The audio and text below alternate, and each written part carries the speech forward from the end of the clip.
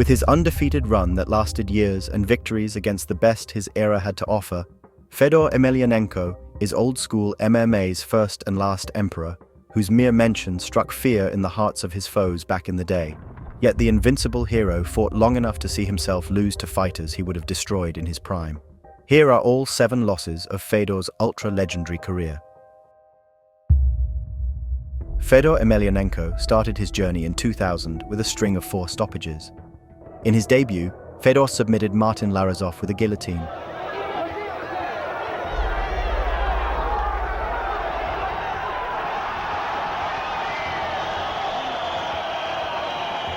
In his second MMA fight, the Russian cut off Levon Lagvilava's blood supply with a rear naked choke.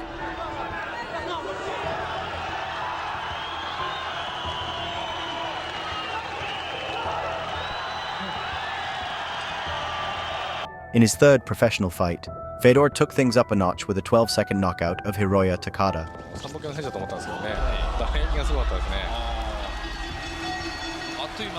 In his fourth fight, Fedor beat Ricardo Arona in the opening round of Ring's King of Kings 2000 tournament to qualify for the final, where he faced Tsuyoshi Kosaka.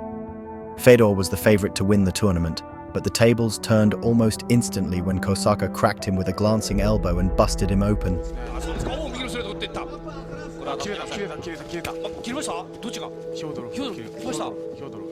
The Russian was badly wounded, resulting in a heartbreaking doctor stoppage.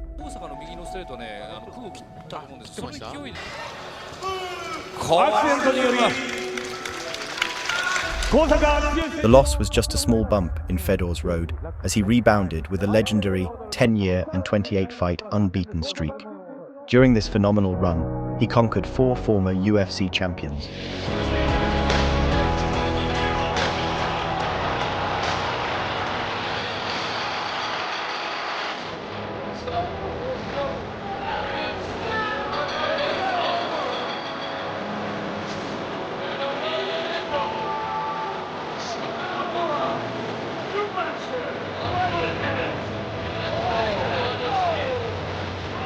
Pride champion.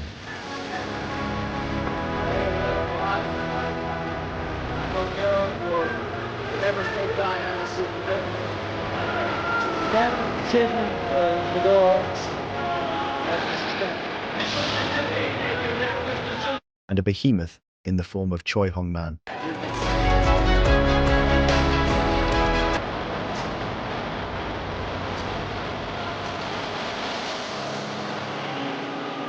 By 2009, Fedor was the greatest fighter in the world at that time, and of all time, with no close second. Fedor was the hardest. That motherfucker never changed his expression.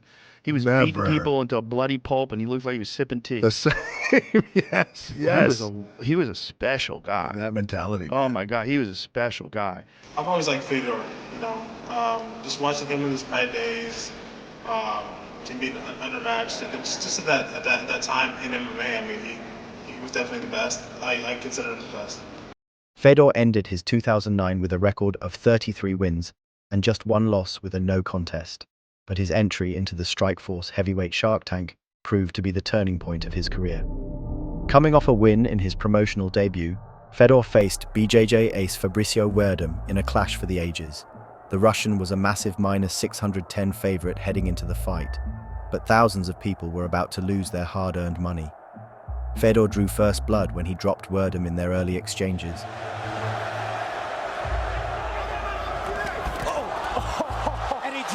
But he made the mistake of following the BJJ master on the ground and started pounding away with heavy shots. He almost got caught in armbar there. Hammer fist by Fedor.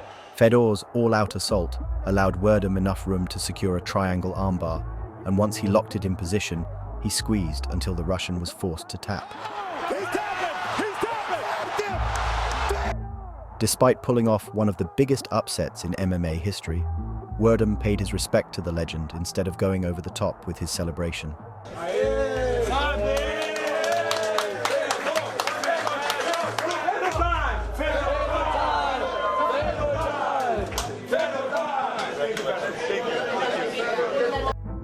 The damage, however, was done.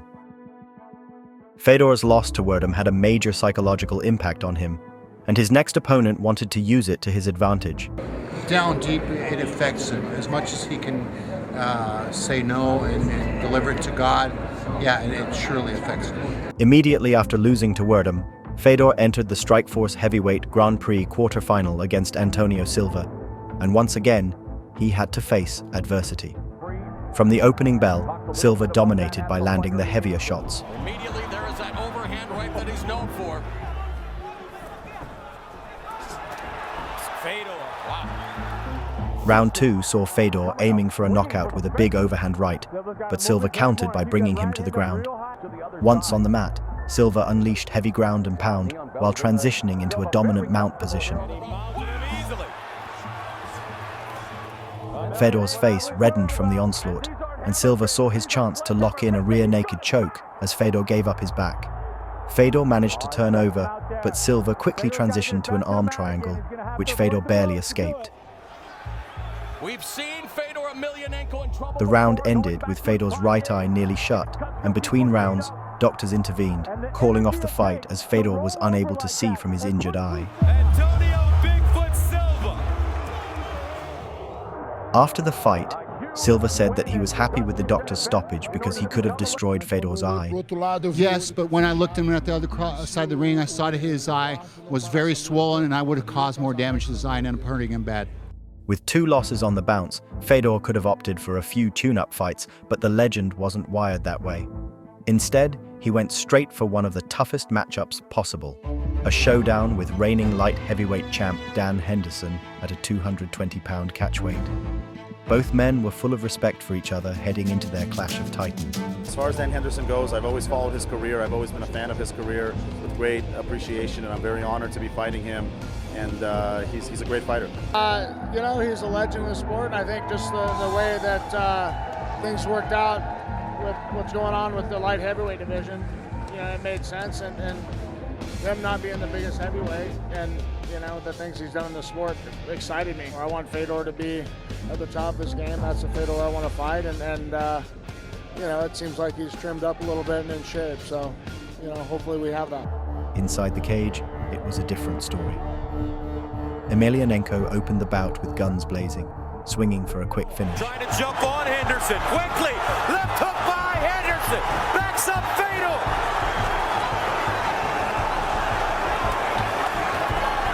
But Henderson turned the tables on the Russian by cracking him with a sharp left hook that had Fedor reeling back. Henderson backs up Fedor.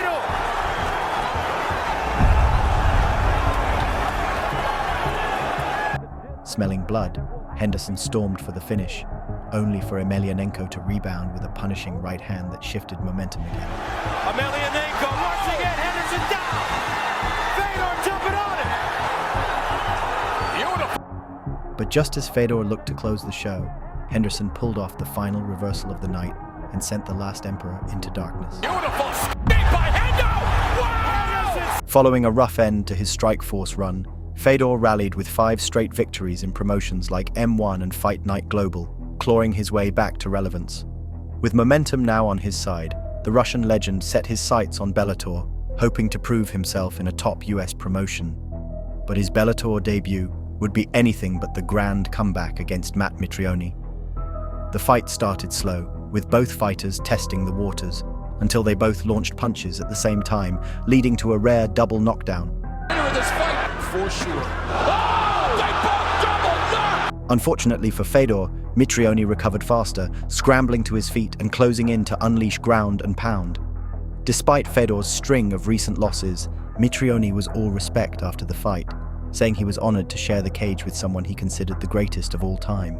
He runs like a calculator when you see him. Like, you can see his eyes. He's looking at your hips and your feet and your hips and your feet and looking at your hands and your shoulders, and he's calculating everything you're doing. I mean, he's very, very good at what he does. That's why he's and he's not arguably the greatest heavyweight of all time. He is the greatest heavyweight of all time. After the loss to Mitrione, many believed Fedor was done and dusted, but he silenced the doubters once again by showing flashes of his old brilliance and stopping Frank Mir and Chael Sonnen back-to-back. Fedor's consecutive wins secured him a spot in the final of the Bellator Heavyweight Grand Prix, where he faced Ryan Bader, who stopped the legend in under 40 seconds. And watch for that right. Oh, it's going to be over. Big shot. Hit it. It's all over! Just like... Once again, Fedor pieced together another comeback with back-to-back first-round demolitions of Quinton Rampage Jackson and Timothy Johnson, earning himself a heavyweight title shot and a chance for redemption against Ryan Bader, who struck the final nail in the Russian's coffin. Bader wasted no time in the rematch, tagging Emelianenko with a sharp left hook that threw him off balance. Left hook, clipping Fedor, blood already on it. Moments later, the champ sent the legend crashing to the mat with a punch near the back of his head. Defense is not part of what he does. He goes after you with with the right hand! And the... What followed was a brutal ground-and-pound assault, with Bader showing no mercy as he delivered punch after punch, until Herb Dean had no choice but to step in and stop the massacre. Ryan Darth Bader! After another crushing defeat, Fedor placed his gloves on the canvas, signaling the end of an era as he announced his retirement. Everyone get on your feet for the last fight of the last emperor, Fedor. So these were the 7 losses of Fedor Emelianenko's GOATed career. Where do you rank him in the GOAT debate? We'd love to hear your thoughts in the comments. And if you enjoyed this video, be sure to check out our similar one on another Pride legend, Mirko Cro Cop.